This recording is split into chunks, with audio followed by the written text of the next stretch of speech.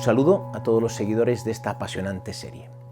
Una vez que en los episodios anteriores hemos estudiado los manuscritos griegos y las traducciones antiguas del Nuevo Testamento, estamos en disposición de acercarnos a las ediciones críticas que buscan el texto original o el más cercano al original, de las que sacamos nuestras traducciones modernas. La invención de la imprenta, a mediados del siglo XV, constituyó un antes y un después en la historia de la transmisión del texto del Nuevo Testamento. A partir de entonces termina el trabajo de los copistas, que con sus errores voluntarios e involuntarios habían enriquecido la tradición textual, introduciendo lecturas diferentes a las originales. Comienza el trabajo de los editores, que buscan ofrecer a los lectores, en gran número, gracias a la imprenta, un texto bueno, sacado de entre los manuscritos disponibles. Arranca aquí un cambio de mentalidad que llevará progresivamente a la búsqueda del texto original. La cuestión de quién fue el primero en entregar un texto griego del Nuevo Testamento a la imprenta enfrenta a dos grandes humanistas de principios del siglo XVI, Erasmo de Rotterdam y el cardenal Francisco Jiménez de Cisneros. Hablando del texto hebreo del Antiguo Testamento, tuvimos ocasión de mencionar el gran proyecto editorial del cardenal Cisneros, conocido como Biblia Políglota Complutense o Políglota de Alcalá.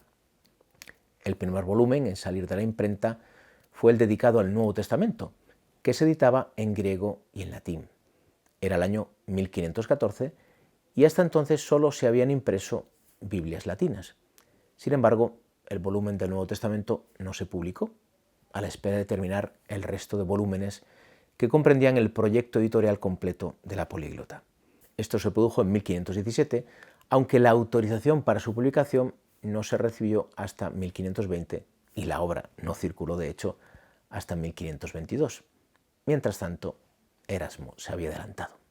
En efecto, Erasmo imprime el Nuevo Testamento griego en 1516 y lo publica inmediatamente después, convirtiéndose, por tanto, en la primera edición que circula por el mercado, aunque no fuera la primera impresa.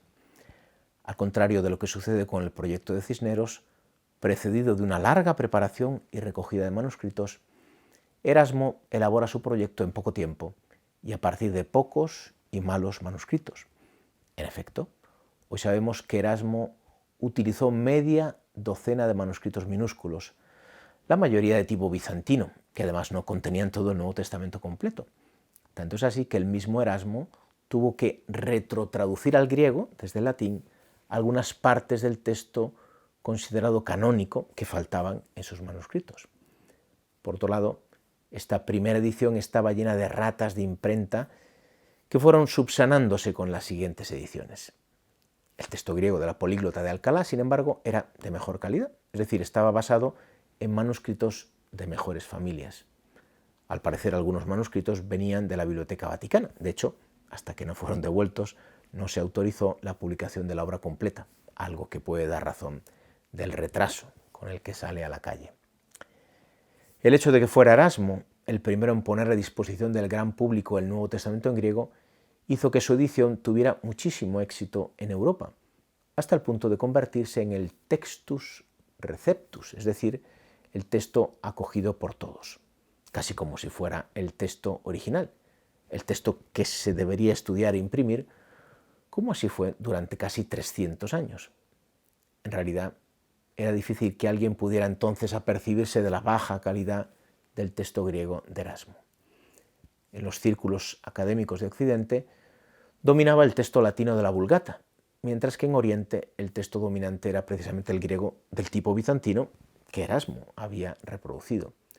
Por otro lado, el conocimiento de los manuscritos y de la historia textual era muy reducido, por no decir nulo. Todavía no estamos en la época en la que se comienza a viajar por las bibliotecas de Europa y Medio Oriente para recopilar variantes. Esta tarea estará reservada para las siguientes generaciones, así como la aventura de los descubrimientos de nuevos manuscritos. Desde la edición de Erasmo se sucedieron numerosas ediciones que proponían como texto el mismo que Erasmo había corregido en sus últimos años. La cuarta edición, de 1551, del famoso impresor Robert Estienne, conocido como Stephanus, contiene el texto griego y latino de la Vulgata y es la primera que incluye la numeración en capítulos y versículos tal y como la conocemos hoy. La división en versículos la realizó Stephanus en un viaje de París a Lyon. La división en capítulos, sin embargo, fue obra del cardenal Stephen Langton, arzobispo de Canterbury, quien la realiza sobre el texto latino de la Vulgata a principios del siglo XIII después de Cristo. Aunque estas ediciones griegas reproducen el texto de Erasmo, convertido ya en Textus Receptus, presentan como novedad una lista de variantes tomadas de otros manuscritos. Así, Walton, editor de la Políglota que lleva su nombre, publica en 1657 el volumen del Nuevo Testamento en el que ya incluye variantes del Codex Alexandrinus. En 1675, la edición de Fell incluye una lista de variantes fruto del estudio de más de 100 manuscritos griegos y versiones antiguas. Por vez primera se utiliza el Codex Vaticanus, así como las versiones gótica y copta. En 1734, Bengel publica una edición del Nuevo Testamento griego después de un enorme esfuerzo de recopilación de variantes, a través del estudio de manuscritos y ediciones anteriores. Su trabajo estaba determinado por el deseo de alcanzar un texto seguro, el original, de entre las miles de variantes cuya consideración habían turbado su piedad. En su edición no corrigió el Textus Receptus, pero en el aparato crítico se permitió evaluar cada una de las variantes, clasificándolas en 5 grupos según su calidad y su cercanía al texto original. De hecho, el texto que él consideraba original debe buscarse en estas calificaciones y no en el texto base que imprimió. Solo en 1775 se rompería con la primacía del Textus Receptus gracias a la edición del Nuevo Testamento griego de Griesbach. A partir de los intentos de otros estudiosos de agrupar los manuscritos en familias, Griesbach propone 3 recensiones textuales que constituirán la base de la investigación posterior: alejandrina, occidental y bizantina, aunque su definición y la distribución de manuscritos era todavía imperfecta, como ya hemos visto. Por otro lado, pondrá los fundamentos de la crítica textual exponiendo sus reglas o criterios fundamentales. Su edición del texto griego se beneficia de todos sus conocimientos y por vez primera imprime un texto crítico que se separa en muchos puntos del Textus Receptus. Pero será Lachmann el que publica en 1831 una edición del texto griego que ya no tiene nada que ver con el Textus Receptus y que nace de su propio trabajo de discusión de las lecturas variantes. Su intuición no era la de recuperar el texto original, tarea que consideraba imposible, sino la de alcanzar el texto tal como estaba testimoniado a fines del siglo IV. Para ello era imprescindible abandonar totalmente el Textus Receptus y con él los manuscritos minúsculos y basar una nueva edición en los manuscritos más antiguos, así como en las versiones latinas, Vetus y Vulgata, ambas testigos de un texto anterior al siglo V, y en citas de los padres de los primeros siglos. Por aquella época, el Textus Receptus había adquirido tal autoridad que Lachmann tuvo que aguantar no pocas críticas de teólogos y biblistas, por lo que se consideraba un atrevimiento proponer un texto diferente al usado durante 3 siglos. Con Konstantin von Tischendorf comienza una nueva etapa en la historia del texto griego del Nuevo Testamento. A él debemos importantes hallazgos de manuscritos que han hecho avanzar a la crítica textual y de los que nos ocupamos en episodios anteriores. De estos descubrimientos se beneficiarían las sucesivas ediciones del Nuevo Testamento que publicó. Al contrario que Lachmann, Tischendorf estaba convencido de que se podía llegar a conocer el texto original del Nuevo Testamento y a ello consagró todas sus energías. Recuperar un texto anterior al siglo V, sin embargo, exigía contar con nuevas evidencias. Precisamente por ello, viajó incansablemente por bibliotecas y monasterios de Europa y Oriente Medio en búsqueda de nuevos manuscritos. La gran aportación de sus ediciones del Nuevo Testamento, la octava y última, es de 1869-1872, es la de contar ya con el testimonio de 2 de los grandes códices griegos, el Palimpsesto, Codex Ephraemi Syriae Rescriptus, que él mismo había transcrito, y el Codex Sinaiticus, que él mismo descubrió y publicó. en 1881, sale a la luz la edición del Nuevo Testamento de Westcott y Hort, de la que nos ocupamos en el episodio dedicado a las familias textuales del Nuevo Testamento. Como vimos entonces, su gran mérito fue el de agrupar el ingente número de manuscritos del Nuevo Testamento en familias, con características comunes, identificando 4 tipos textuales: sirio, occidental, alejandrino y neutral. La edición del Nuevo Testamento de Westcott y Hort puso los cimientos de todas las ediciones posteriores hasta la actualidad, especialmente gracias a la lucidez con la que mostraron que el texto sirio o bizantino era secundario para la crítica textual y gracias a la precedencia que dieron al testimonio de los códices Sinaiticus y Vaticanus. Actualmente, las 2 ediciones del Nuevo Testamento griego más usadas son el Novum Testamentum Grece, con las siglas NA, también conocido por el nombre de sus principales editores, Nestle Aland, y The Greek New Testament, conocido con las siglas GNT. La primera de estas ediciones se remonta al trabajo de Eberhard Nestle, que publicó su primera edición en 1898 y que fue continuado en sucesivas ediciones, primero por Erwin Nestle y más recientemente por Kurt Aland.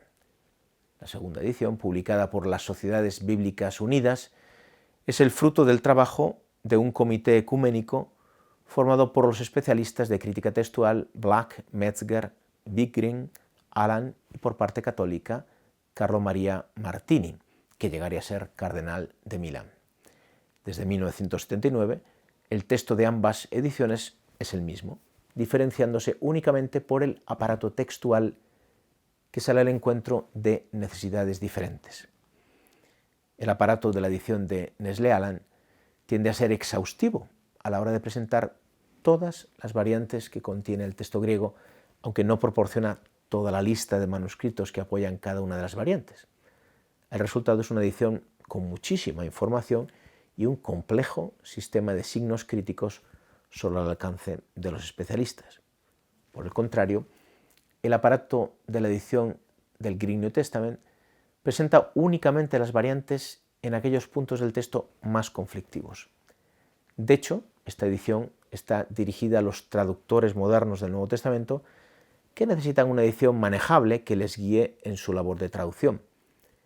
Aunque no ofrece más que las variantes fundamentales, tiene la ventaja, frente a la edición de Nestle Aland, de que por cada variante presenta un gran número de testigos, de modo que el traductor pueda juzgar por sí solo cuál es la lectura más original.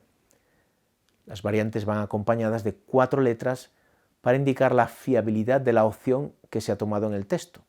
La A indica que el texto propuesto es seguro. La B, que el texto es casi seguro. La C, que el texto elegido no cuenta con el apoyo unánime del comité, aunque sí con una mayoría. Por último, la D expresa mucha inseguridad. Identifica aquellas lecturas que se presentan ante los estudiosos como cruces interpretorum, es decir, cruces que provocan dolores de cabeza para los intérpretes. A la edición de Greek New Testament le acompaña un volumen preparado por uno de los miembros del comité, Metzger, titulado A Textual Commentary on the Greek New Testament, traducción española, un comentario textual al Nuevo Testamento griego, que comenta las lecturas más discutidas y los criterios por los que el comité se ha decidido a favor de una u otra variante. Representa un instrumento muy útil para ver en acto los criterios de la crítica textual del Nuevo Testamento. Este comentario textual, así como las ediciones críticas de Nestle Aland y Greek New Testament, han sido publicados por las sociedades bíblicas y podéis encontrarlos en la editorial española Verbo Divino. Destacamos por último la edición del Nuevo Testamento griego, realizada por el jesuita español José María Bover, la primera edición es de 1943, que fue continuada por el también jesuita y español Josep María O'Callaghan, y que hoy podemos utilizar en una versión bilingüe, griego, latín, y en otra trilingüe, que añade una traducción española. Con este episodio terminamos nuestro estudio por los manuscritos y ediciones del Nuevo Testamento. El próximo episodio, que cerrará la unidad 3, tendrá un formato muy especial. Consistirá en una entrevista al profesor Juan Chapa, papirólogo, con el que conversaremos sobre el apasionante mundo de los papiros del Nuevo Testamento. No os lo perdáis.